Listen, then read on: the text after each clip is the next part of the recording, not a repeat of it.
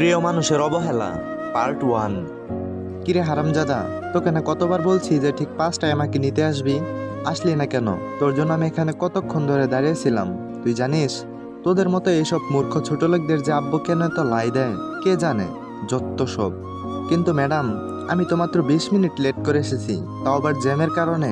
আর আপনি তো ওইখানে আপনার বন্ধুদের সাথে কথা বলছিলেন, আপনি তো আর একা ছিলেন না। ঠাস ঠাস করে 2টা চড় দিয়ে আবার বলল, তুই দেখছি আবার মুখে মুখে তর্ক করতে শিখে গেছিস।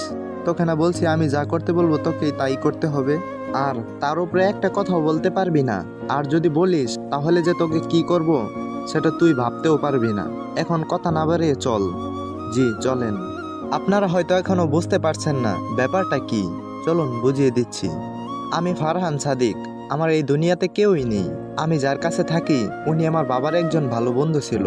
আমার বাবা মা একটা অ্যাক্সিডেন্টে মারা গেছে, তারপর থেকে তিনি আমাকে তার কাছে নিয়ে আসেন। আর এতক্ষণ যে আমাকে এতগুলো কথা শোনালো সে হচ্ছে আমার একমাত্র ক্রাশ।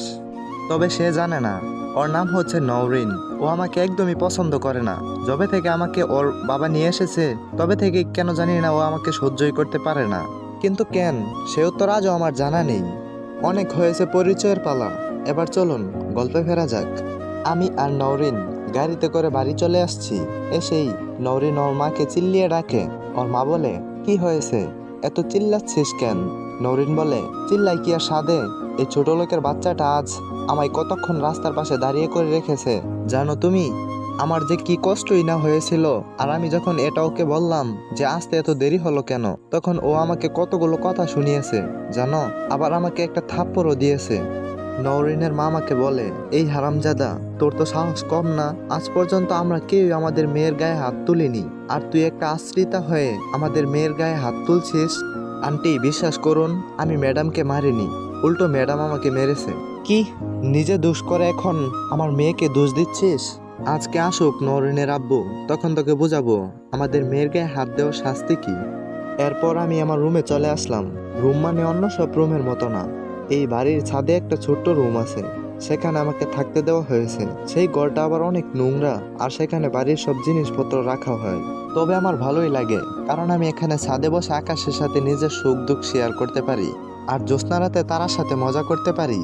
রাতে আঙ্কেল বাসায় এসে আমাকে চিল্লিয়ে চিল্লিয়ে ডাকতে থাকে। আমি যে বলি, জি আঙ্কেল। আঙ্কেল বলল, আজ তোমার সাথে নওরিনের কি হয়েছে? আমি বললাম, কিছুই হয়নি তো আঙ্কেল। তখনই নওরিন বলে, কিছু হয় নাই মানে? তুই আমায় আজ আমার কলেজের সামনে সবার সামনে থাপ্পড় মারছিস, আর এখন বলছিস কিছুই হয়নি? তখন আমি আর কিছুই বলি নাই। জানি এখন আমি যাই বলি না কেন কেউ আমাকে বিশ্বাস করবে না। আঙ্কেল বলে, কিরে চুপ করে আছিস কেন? তার মানে নওরিন যা বলছে সব সত্যি? আমার তো আর কিছুই বলার নাই, তাই বললাম, হ্যাঁ উনি যা বলছে সব সত্যি বলছে। এরপর আঙ্কেল এসে আমাকে একটা থাপ্পড় দিল। আমি কখনো ভাবিনি যে তুমি এরকম একটা কাজ করবে বিনা কারণে। তুমি তোমার বাবার মতো হও নাই।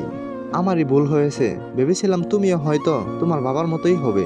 সি ফারহান, আমি তোমার থেকে এটা কখনো আশা করিনি। এরপর আমি ওখান থেকে চলে আসলাম ছাদে। এখানে এসে আজ আমি আবার সেই আমার দুঃখের সঙ্গী তারাদের সাথে কথা বলছি। তখনই কে যেন পিছন দিক থেকে আমার কাঁধে হাত রাখলো। আমি খুব খারাপ, তাই না? কি বলছেন আপনি আঙ্কেল? আপনি যদি খারাপ হবেন তাহলে আমাকে এখানে থাকতে দিয়েছেন কেন? এটা কি কোনো খারাপ মানুষ করে? আমি জানি যে তুই নওরিনকে মারিসনি, কিন্তু কি করব বল, আমারও তো হাত পা বাঁধা। তোর জন্য আমি কিছুই করতে পারছি না। ভেবেছিলাম তোর বাবা মা মারা যাওয়ার পর তোকে যদি একটা ফ্যামিলি দিতে পারি তাহলে তুই তোর কষ্টটা ভুলে থাকতে পারবি, কিন্তু এখন তো দেখছি তোর কষ্টটা আরো বেড়ে যাচ্ছে।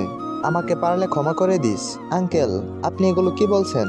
আপনি কেন আমার কাছ থেকে ক্ষমা চাচ্ছেন? উল্টো আমি তো আপনার কাছে ঋণী। আপনারা আমাকে বিনা পয়সায় খাওয়াচ্ছেন, পড়াচ্ছেন, থাকতে দিচ্ছেন, আর নওরিন ম্যাডামের আচরণে আমি কোনো কষ্ট পাই নাই। এখন এসব অভ্যস্ত হয়ে গেছে। আচ্ছা আমি আসি। আঙ্কেল চলে গেল, আমিও চলে আসলাম। আজ আর রাতে খাওয়া হয় নাই, ঘুমিয়ে পড়লাম। এরপর ঘুম ভাঙলো সকাল 6টা নাগাদ। এরপর সকাল 9টায় আমি গিয়ে গাড়ির সামনে দাঁড়ালাম, কারণ নওরিন এখন কলেজ যাবে। কিছুক্ষণ পরে একটা পিঙ্ক কালারের 3 পিস পরে আসলো। ওকে আজ অনেক সুন্দর লাগছে। ওর উপর আজ আবার ক্রাশ খেলাম। আমি ওকে অনেক ভালোবাসি, তাই তো ওর সব অত্যাচারে মেনে নেই।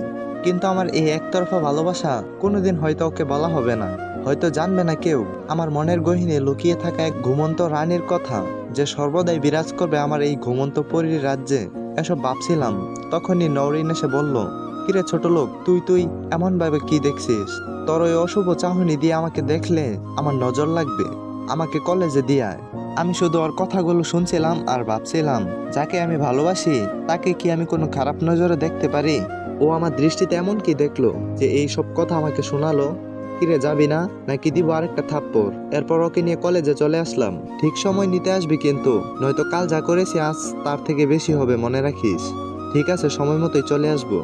এরপর ও চলে গেছে। আমি যখনই চলে আসতে যাব তখনই। তো পরবর্তী পর্বের জন্য অপেক্ষা করুন। এই গল্পের প্রথম পার্ট আপনাদের কাছে কেমন লাগছে জানাবেন। ধন্যবাদ।